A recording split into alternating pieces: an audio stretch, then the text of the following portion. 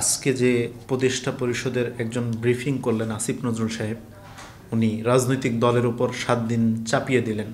রাজনৈতিক দলগুলো তো অনেক আগেই সিদ্ধান্ত দিয়ে দিয়েছে। 17 বছর যে দেশের মানুষ ভোটাধিকার হারিয়ে মালিকানাবিহীন একটা রাষ্ট্রে বসবাস করছে, সেই রাষ্ট্রের মানুষকে আগে মালিকানা ফিরিয়ে দিতে হবে। এই জন্যই তো কথা বলছে। গণভোট হলে, জুলাই সনদ কার্যকর হলে রাতারাতি আজ সকালে যদি হয়, আগামীকালকে থেকে কি 1 লাখ মানুষ চিকিৎসাহীন যারা ছিল তারা কি চিকিৎসা ফিরে পাবে? 1 লাখ মানুষ যারা চাকরিহীনতায় ভুগছিল, যাদের কর্মসংস্থান ছিল না, তারা কি আগামীকালকে কর্মসংস্থান ফিরে পাবে? কিংবা যারা মৌলিক অধিকার থেকে বঞ্চিত, তারা কি ফিরে পাবে এই জুলাই সনদ স্বাক্ষর হলে?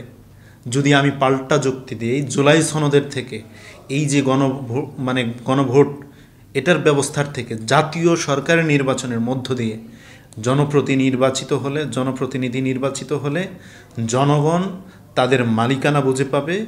যোগ্য নেতৃত্ব আসলে তাদের সকল সমস্যার সমাধান হবে। আমি এক্সাম্পল হিসেবে যদি বলি, বাংলাদেশের সবথেকে বেটার চিকিৎসা কোথায় যদি আমরা ধরি, ঢাকা মেডিকেলের যে অবস্থা, অন্যান্য দেশের একটা উপজেলা স্বাস্থ্য কমপ্লেক্সের থেকেও খারাপ অবস্থা।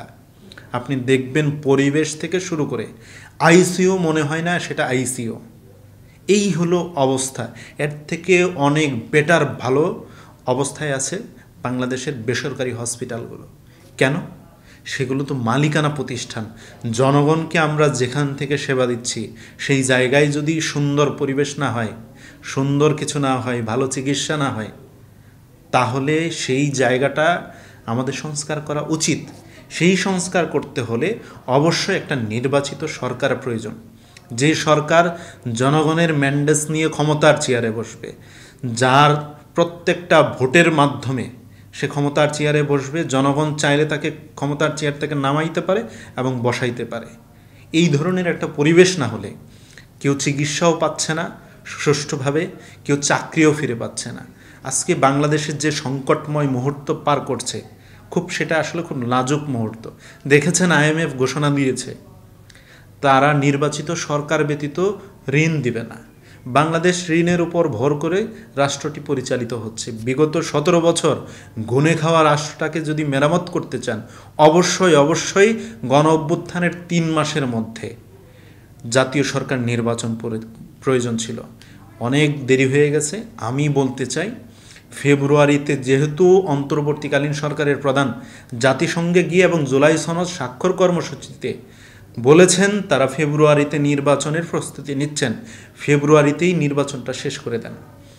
জুলাই সনদ স্বাক্ষরিত হয়েছে, 33টা রাজনৈতিক দল সেখানে স্বাক্ষর করার কথা ছিল, কয়েকটি করে নাই।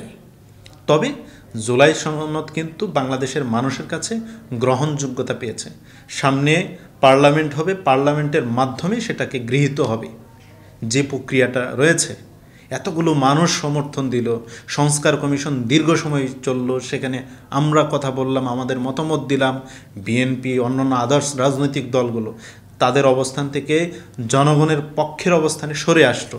তারপরেও এইটি আরেকটা জনগণের উপরে চাপিয়ে দেওয়া একটা ষড়যন্ত্র আমি মনে করতে চাই। নির্বাচনকে পেছানোর একটা প্রক্রিয়া মনে করতে চাই। এই নির্বাচনকে ঢিলে করে দিয়ে জনগণের মালিকানা থেকে বঞ্চিত করার কোনো অধিকার কোনো রাজনৈতিক দলের নাই। আমি ক্লিয়ার মেসেজ বলতে চাই উপদেষ্টা পরিষদকে, আপনারা জাতীয় সরকার নির্বাচনের দিকে অগ্রসর হন। আমার দল হয়তো নিবন্ধিত হতে পারে নাই, নিবন্ধন হয়তো পাবে, কিন্তু আমরা জনগণের মালিকানাটা জনগণের কাছে ফিরিয়ে দিতে চাই। রাষ্ট্রটা ভালোভাবে চলুক, সেটা আমরা চাই। আমরা একটা স্বাবলম্বী দেশে বসবাস করতে চাই। আমরা এই অভিশাপ নিয়ে আগামীর প্রজন্মের কাছে যেতে চাই না যে তারা উল্লেখ করুক যে কেন বাংলাদেশে জন্মগ্রহণ করলাম। এই ধরনের অভিশপ্ত দেশ আমরা তুলে ধরতে চাই না। আমরা প্রাউড ফিল করতে চাই যে আমি বাংলাদেশের একজন নাগরিক, বাংলাদেশে আমি জন্মগ্রহণ করেছি। আমি যদি বলতে চাই তাহলে আমাকে এইভাবেই বলতে হয়, কিছু স্বার্থান্বেষী রাজনৈতিক দল তারা বিভিন্ন সময় বিভিন্ন দাবির মাধ্যমে, অযৌক্তিক দাবির মাধ্যমে জনগণের মালিকানা থেকে জনগণকে ফিরিয়ে রাখা হয় এবং এই যে ঐক্যবদ্ধ বাংলাদেশটাকে বিভক্তে পরিণত করছে। আপনি দেখেছেন বিগত পরাজিত শক্তি আওয়ামী লীগকে পুনর্বাসনের মিশনে নেমেছে কিছু রাজনৈতিক দল, তাদের বিপি হয়ে যাচ্ছে, তাদের অনেক বড় বড় নেতা হয়ে যাচ্ছে। বিগত সময়ে আওয়ামী লীগের বিভিন্ন পদে থাকা, বিভিন্ন সম্পাদকীয় পদে থাকা ব্যক্তিগুলো, তো ওই জায়গা থেকে আমি একটা কথা এক্সাম্পল হিসেবে তুলে ধরতে চাই যে বুয়েটের আবরার ফাহাদ হত্যাকাণ্ডে একজন হত্যাকারী যিনি প্রথমেই হত্যা করেছেন, মানে আঘাত করেছেন, মেহেদী হাসান রবিন সম্ভবত নামটি, তিনি কে ছিলেন? তার বাবা জামাতের, তার মা জামাতের, তার চাচা ছাত্র শিবিরের, তার দাদা দাঁড়িপাল্লাই নির্বাচন করেছেন। আজকে সে যদি জামাত পরিবার থেকে আওয়ামী লীগের আদর্শে নির্বাচিত, মানে আওয়ামী লীগের আদর্শে ছাত্রলীগ করে থাকে, তাহলে তো বলতেই হয় যে আওয়ামী লীগের আদর্শে যে ব্যক্তিটা ছিল এতদিন, সে আবার কিভাবে মানে ছাত্র শিবিরের আদর্শে আসে। সাদেক কাইমের কথা বলছি আমি।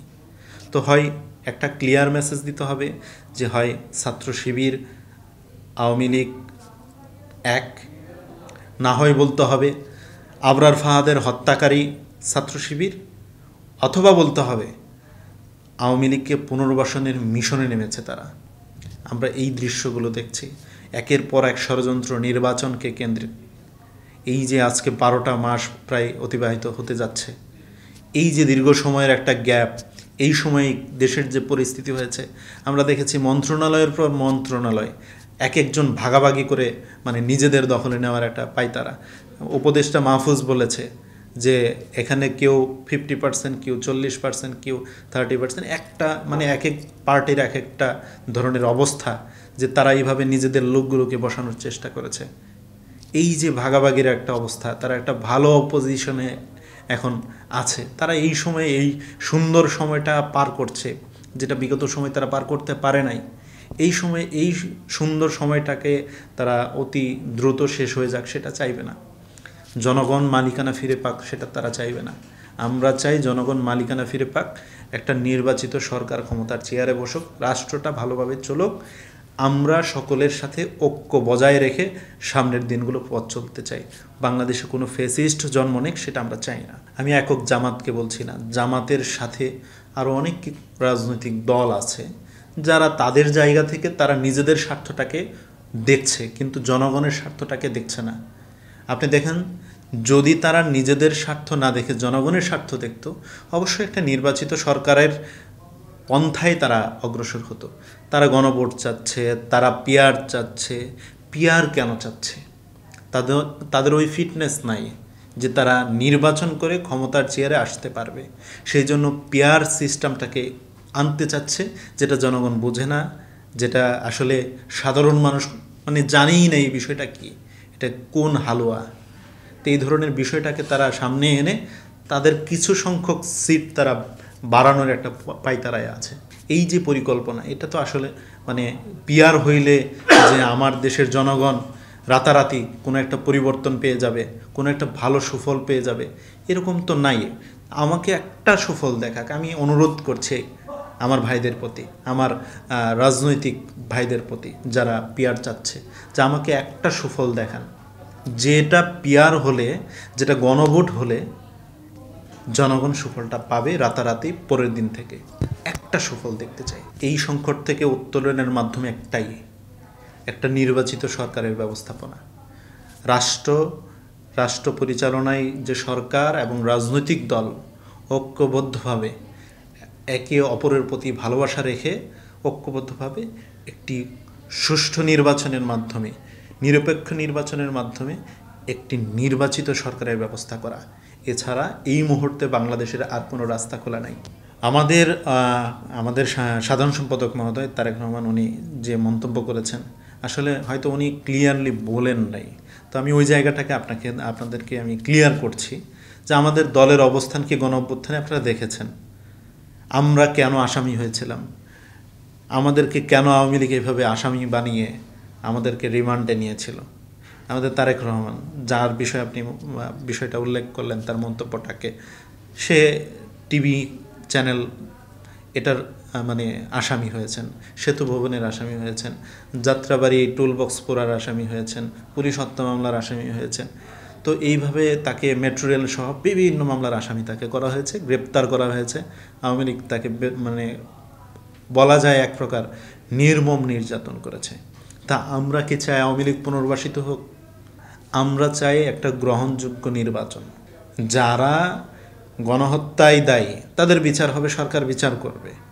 যারা গণহত্যায় দায়ী নয়, তারা যারা জনগণের পক্ষে, যারা জনগণের ম্যান্ডেজ বোঝে, যারা রাষ্ট্রকে ভালোবাসে, যারা জনগণকে ভালোবাসে, এই মানুষগুলো নির্বাচন করবে, সেটা স্বাভাবিক বিষয়। সেখানে জামাত করতে পারে, যদি জামাত সেটা বিশ্বাস করে, যদি গণ অধিকার পরিষদ সেটা বিশ্বাস করে সেটা করবে, এবি পার্টি যদি বিশ্বাস করে করবে, আমার দল বিশ্বাস করে, আমার দল সেই ভালোবাসায় দেশপ্রেমে উজ্জীবিত, আমার দল নির্বাচন করবে। বিএনপি যদি সেই পন্থায় থেকে থাকে তাহলে তারাও নির্বাচন করবে। আমরা সেই মেসেজটাকেই বোঝানোর চেষ্টা করেছি, এটা ভিন্নভাবে নেওয়ার কোনো সুযোগ নেই।